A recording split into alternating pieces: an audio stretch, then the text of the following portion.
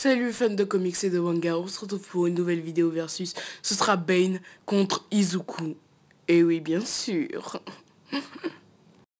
Je vais vous citer les points pourquoi je pense qu'ils ont à peu près le même équivalence. Ils ont tous les deux une force inexorable et aussi ce sont des grands stratèges très intelligents. Dans le sens que Bane, avec ses études des livres et d'une intelligence inexorable, et que Izuku, avec toutes ses études qu'il a fait sur les super-héros, il a une analyse proche de l'incroyabilité. Ça se dit pas, mais de l'incroyable. Je vais vous citer d'abord les points avant de conclure pour dire qui va gagner. Alors, je vais d'abord dire les avantages et les désavantages de Bane. Alors, d'après moi, les avantages de Bane, c'est que déjà, il a l'expérience. Il a, d'après moi, en gros, qui dit expérience, dit qu'il a une intelligence supérieure à celle d'Izuku et une adaptation vraiment très, très impressionnante. Et vraiment, vraiment, son intelligence est incroyable. Comme, il pourrait faire comme pour Batman. En gros, mettre à peu près tous les ennemis d'Izuku, genre Dabi, des trucs comme ça, face à lui. Et après, il attend comme ça que Izuku... Parce que Izuku, tout le monde sait que son nom, c'est Izuku. Parce que son nom de super-héros, c'est Deku, je vous rappelle. Et c'est très simple à connaître. En gros, il peut venir comme ça, tranquille, chez lui, à la mode. J'ai ta mère en otage. Voilà. Mais je sais qu'il est un peu plus loyal que sa Bane. Alors, il y a moins de chances qu'il fasse ce genre de choses. Vous voyez le genre. Mais après, les désavantages, c'est qu'il est accro au venin.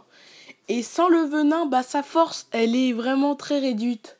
En sachant que si on faisait une genre d'équivalence, on pourrait dire que le venin, quand Bane possède son venin, il possède à peu près la même puissance que Izuku quand il utilise avec sa nouvelle technique du One for All. En gros, avec la technique où il utilise ses pieds et tout ça. En gros, il aurait à peu près la même équivalence de puissance. Mais le problème, il a une faiblesse. Si on coupe le câble ou on l'arrache le câble qui fait en sorte de transporter le venin jusqu'à son corps, il a une force d'être humain, juste d'être humain buldé, tout simplement. Et après, Izuku, il peut lui mettre un smash dans la face, il est mort. Voilà. Ça, c'est les désavantages et les avantages de Bane. Maintenant, on va parler de Izuku. Les avantages d'Izuku, c'est que lui n'est pas dépendant d'un venin spécial pour que sa force booste. Il a une force quasi illimitée. Le truc, c'est que si il utilise... mais vu que maintenant, il a genre il est mieux avantagé, il a une meilleure technique, vu qu'il a évolué. Mais grâce avec ses smash, avec les pieds, tout ça, que Bane est... Déjà, il a un avantage par rapport à Bane, c'est que lui est plus rapide que Bane. Je vous rappelle, Bane, avec ses 160 kilos et quelques, ou 190, il est plutôt lent. Je tiens à dire ça. Plus t'es lourd, plus t'es lent. Ça a été prouvé. Ça a été prouvé. Oui. Même All Might. Même All Might. Certes, quand il se détransforme en genre de géant musclé bodybuildé, c'est un squelette. Mais sinon, après, quand il est en géant bodybuildé, il n'est pas si rapide que ça. Mais c'est juste parce qu'ils ont forcé avec, vu que c'est un manga et tout ça, ils ont forcé sur les traits de caractère. Mais après, Izuku, il n'y a pas que le fait qu'il soit rapide et qu'il n'est pas dépendant d'un venin par rapport à Bane.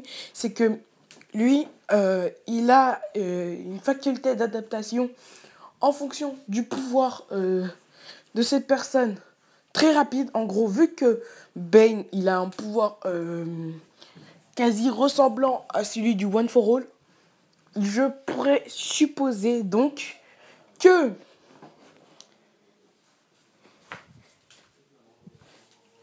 que dans ce genre de cas, en réunion tous ces avantages, Izuku gagne face à Ben.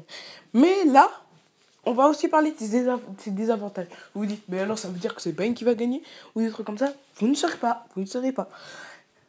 Alors, déjà, les désavantages, c'est que il est jeune. Qui dit jeune, ça veut dire que son endurance est divisée par 2 par rapport à celle de Bane. Certes, Bane est lent, mais il est plus endurant, plus résistant que Izuku. Parce que Izuku, je te rappelle déjà à la base, quand il faisait ses smash avec ses doigts là, page, ça faisait des vibrations dans l'air et tout ça, il se pétait déjà le doigt.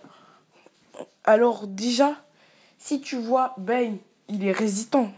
Mais Izuku, lui, il est moins résistant vu qu'il est plus jeune. Et vu qu'il est jeune, qui dit jeune, dit qu'il a moins d'expérience que Bane. Oui, moins d'expérience. L'expérience va tout changer dans ce duel et la résistance aussi. Tout va changer dans ce duel grâce à l'expérience, la résistance et l'adaptation. Car vu que Izuku s'adapte aussi bien qu'on peut le penser, il a toutes ses chances de gagner. Et Bane aussi, vu qu'il est plus expérimenté que Izuku. Oui, j'ai bien dit plus expérimenté. Maintenant, je vais vous dire la conclusion de qui est le gagnant. Ouais. Ouais. En gros, cette vidéo aura duré que 7 minutes. Bien sûr, dites votre avis dans les commentaires, hein. N'hésitez pas. D'après moi, le gagnant est bien sûr Izuku. Je vais vous expliquer pourquoi, d'après moi, Izuku est le gagnant. Déjà, parce que ses faiblesses sont moins visibles que celles de Bane. Parce que en sachant que Izuku a une facilité d'adaptation très rapide, il pourrait tout simplement, grâce à ça, vu qu'il est plus rapide que Bane, le temps que Bane puisse réagir, à ce moment-là, Izuku pourrait couper son câble ou l'arracher. En sachant que tout le monde sait que Bane, sans son câble, n'est pas vraiment très grand fort. Même si il est plus expérimenté, Izuku, et que même si Bane, il attaque chez lui, Izuku pourrait faire une contre-attaque en sachant qu'il s'adapte très rapidement aux situations. N'hésitez pas à dire dans les commentaires, d'après vous, qui a gagné. J'espère que cette vidéo vous aura plu. Je vous dis ciao pour une prochaine.